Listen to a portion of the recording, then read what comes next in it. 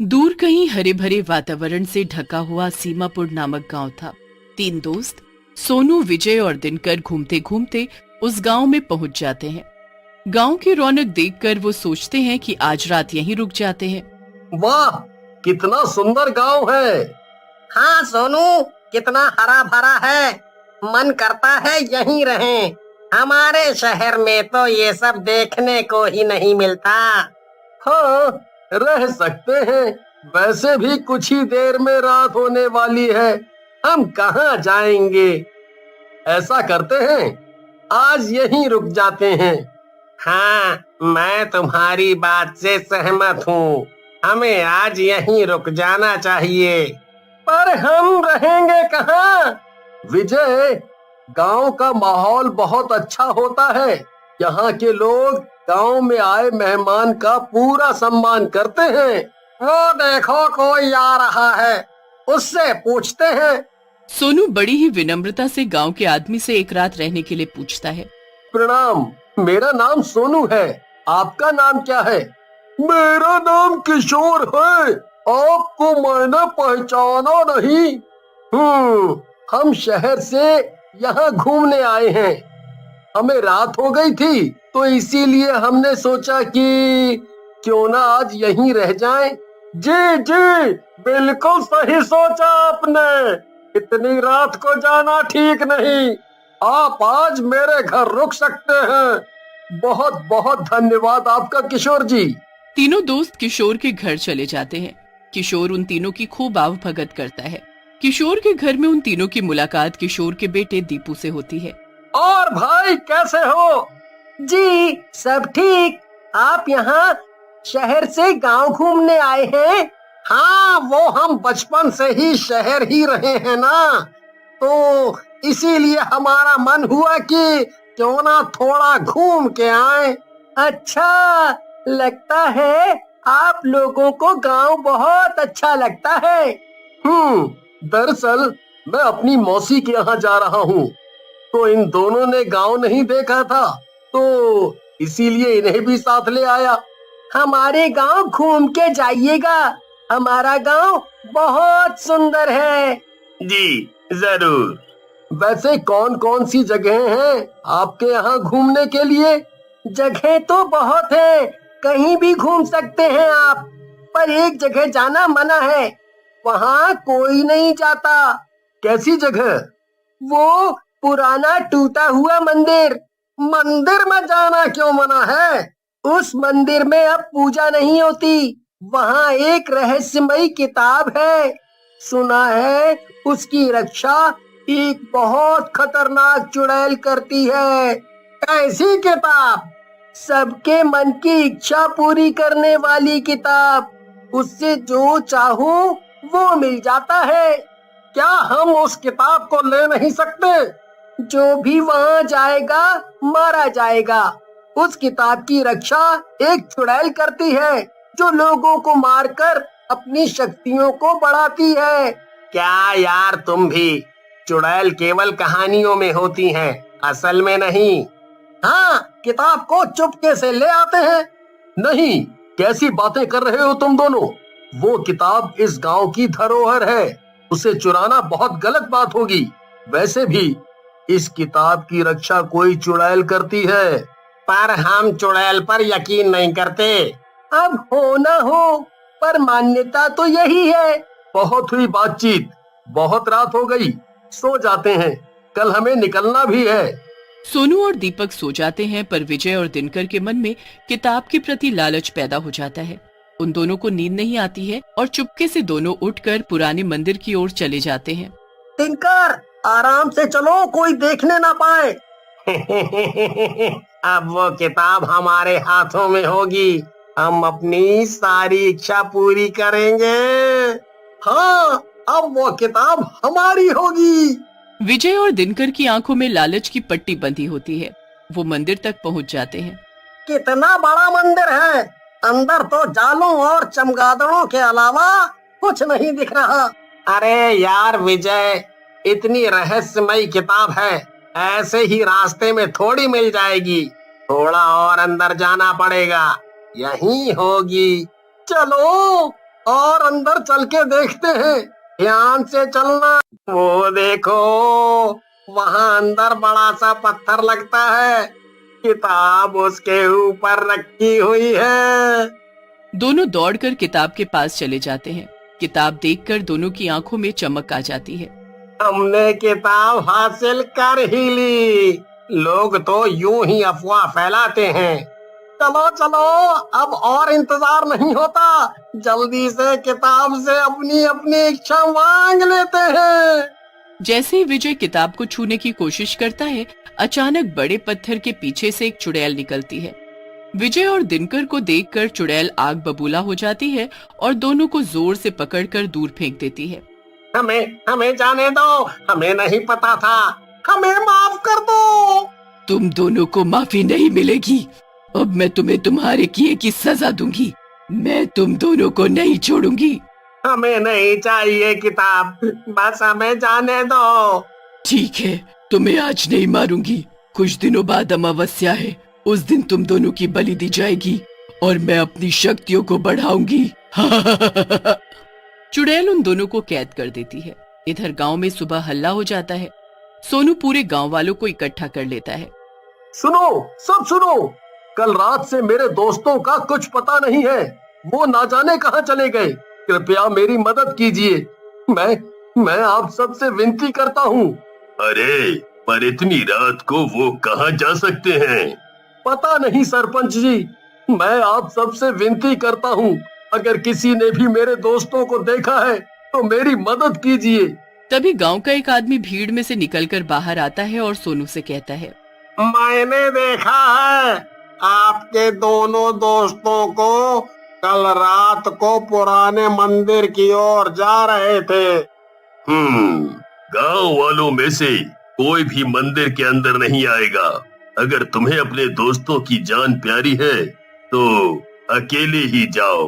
कुछ भी हो, मैं अपने दोस्तों को बचा कर ही रहूंगा। हाँ, हम यहीं रहकर तुम्हारा इंतजार करेंगे। सोनू हिम्मत से काम लेता है। वो मंदिर के अंदर चला जाता है। काफी अंदर तक जाने के बाद सोनू को एक बड़ा सा पत्थर दिखाई देता है जिसमें किताब रखी होती है, पर उसे अपने दोस्त कहीं दिखाई नहीं देते हैं। अचानक उसके सामने चुड़ैल आती है। सोनू डर के मारे भाग खड़ा होता है। कौन हो तुम और मेरे दोस्त कहाँ हैं? मेरे ही घर में आकर मुझसे ही सवाल जवाब करते हो। बोलो, मेरे दोस्त कहाँ हैं? तुम्हारे दोस्त मेरी कैद में हैं। उन्होंने किताब चुराने की कोशिश की है। उन्हें मैं अमावस्या के दिन सजा दूंगी। मैं अपने दोस्तों को लेने आया हूँ। मैं तुम्हारे सामने एक शर्त रखती हूँ। तुम्हें दोनों में से एक को चुनना है। तुम्हें सब इच्छाएं पूरी करने वाली ये किताब चाहिए या अपने दोस्त? मुझे इस किताब की कोई जरूरत नहीं, मुझे मेरे दोस्त चाहिए। तो क्या तुम्हें किताब से कोई लेना देना नहीं? नहीं, मुझे इस किताब का कोई लालच नहीं। तुम मुझे मेरे दोस्तों को लौटाती हो या नहीं?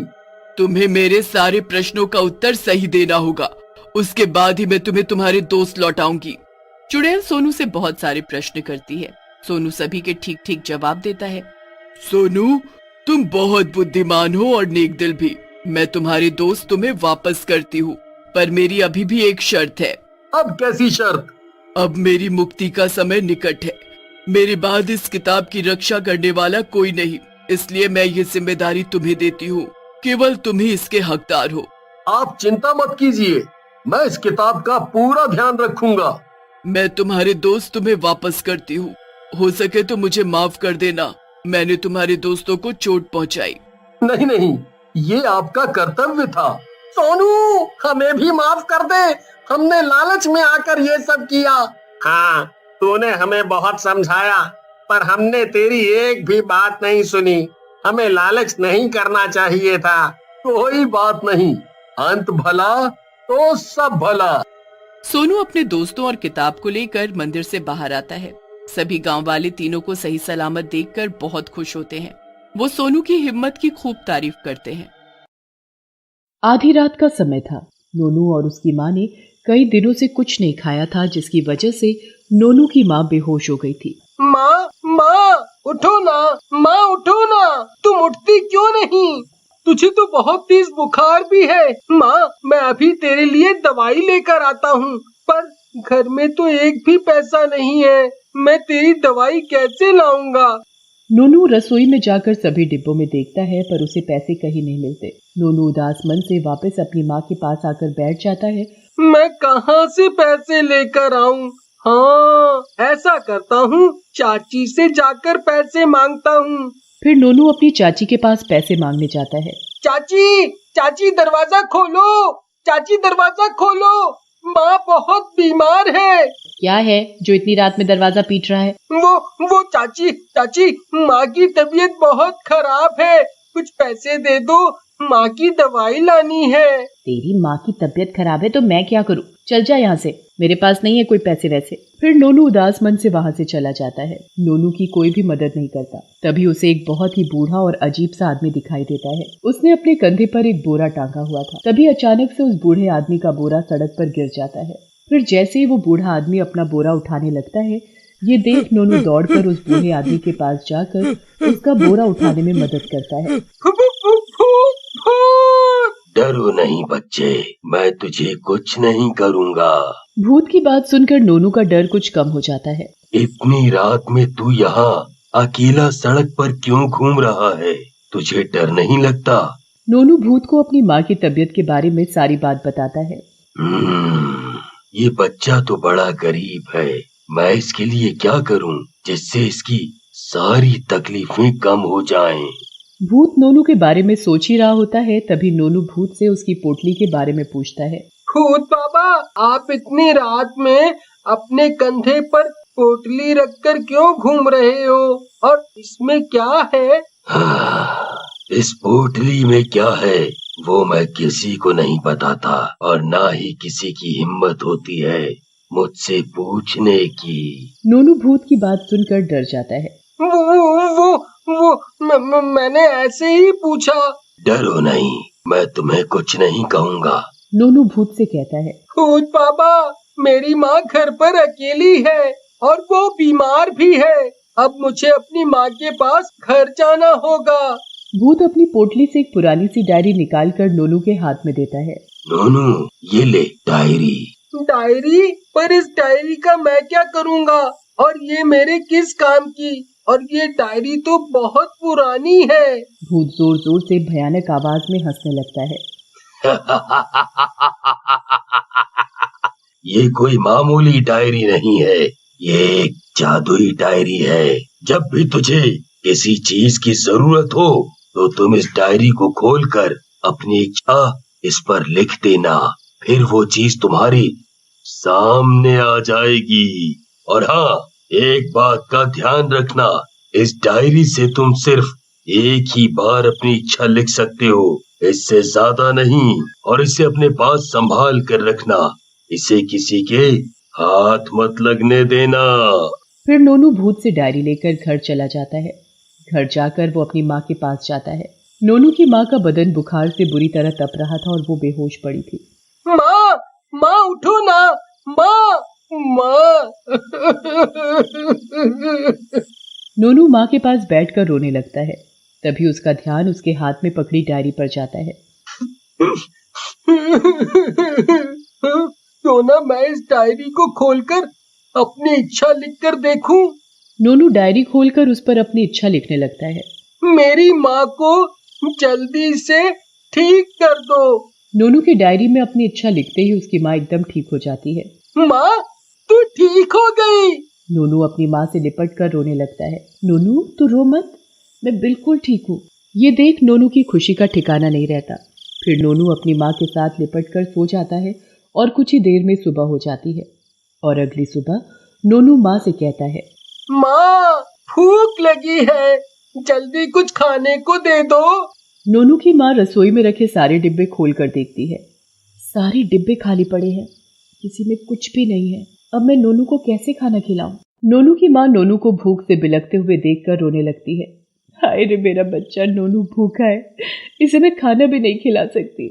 नोनू माँ के रोने की आवाज सुनकर माँ के पास आता है और वो देखता है कि घर में कुछ भी खाने के लिए नहीं है।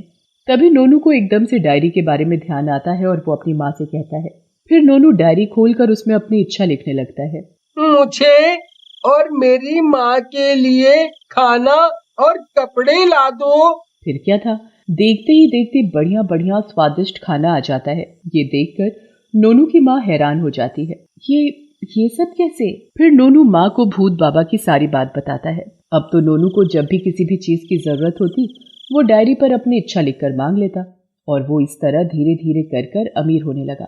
ये बात नोनू की चाची को बड़ी अजीब सी लगने लगी थी और वो अपने बेटे से कहती है, मुझे तो कुछ गड़बड़ लगती है। ये नोनू और उसकी माँ इतनी जल्दी अमीर कैसे हो गए? कल तक तो ये और इसकी माँ लोगों के घरों में काम किया करते थे, अब नौकर इसके घर में काम करते हैं। इस बात का तो पता लगाना ही पड़ेगा, आखिर चक्कर है क्या? नोनू की चाची अपने बेटे श्याम से नोनू के ऊपर नजर रखने के लिए कहती है और अगले ही दिन जैसे ही रात होती है तो श्याम नोनू के घर के बाहर छिपकर खिड़की से देखने लगता है। कुछ ही देर में नोनू अपनी डायरी निकालता है और उस पर अपनी इच्छा लिखने लगता है। मुझे मेरी माँ के लिए एक सुंदर हार दे दो। फिर क्या था, देखते ही देखते डायरी से एक सुंदर हार निकलकर सामने आ जाता है। ये देखकर श्याम के होश उड़ जाते हैं। बाप रे, ये डायरी तो बड़े कमाल की है, तभी नोनू इतनी जल्दी अमीर बन गया। तो ना मैं ये डायरी ही चुरा लूं, फिर हम भी माला माल हो जाएंगे। फिर जैसे ही नोनू और उसकी माँ सो जाते हैं तो श्याम खिड़की से कूदकर चुपचाप नोनू की डायरी उठाकर अपने घर ले जाता है और अपनी माँ को सारी बात बताता है। श्याम जल्दी से डायरी खोलकर इस पर अपनी सारी इच्छाएं लिख दे। मुझे सोना चांदी और बहुत सारा पैसा चाहिए और एक बहुत बड़ा घर भी। तभी डायरी के अंदर से एक डरावनी आवाज आने लगती है। ये देख श्याम और उसकी माँ बुरी तरह डर जाते हैं। माँ, ये कैसी आवाजें हैं माँ? फिर कुछ देर बाद डायरी से आवाजें आनी बंद हो जाती हैं और श्याम ने जो डायरी में इच्छा लिखी थी वो सब डायरी से निकलकर आने लगता है। ये देख श्याम और उसकी माँ की खुशी का ठिकाना नहीं रहता। ये देख श्याम, हम माला माल हो गए। हाँ माँ, अब हमें कुछ भी काम करने की जरूरत नहीं पड़ेगी, जो भी चाहिए होगा वो ये डायरी हमें दे देगी। फिर श्याम और उसकी माँ डायरी को अलमारी में छुपाकर सो जाते हैं। फिर कुछ देर बाद उस डायरी से अजीब सी आवाज आने लगती है। मेरे पास आओ, मैं तुम्हें और भी माला माल कर दूंगी। आओ आओ। आवाजें आने की वजह से श्याम की नींद खुल जाती है। ये आवाज कैसी? ये तो उसी डायरी से आ रही है, चलकर देखता हूँ। श्याम हिम्मत करके डायरी के पास जाता है। उस डायरी से फिर आवाज आने लगती है। मुझ पर अपनी इच्छा लिखो और दुनिया के सबसे अमीर इंसान बन जाओगे। जल्दी अपनी इच्छा लिखो और माला माल बनो। डायरी की आवाज सुनकर श्याम के मन में लालच आ जाता है और वो डायरी पर जैसे ही अपनी इच्छा लिखता है तो उसमें से भयानक भूत निकलता है।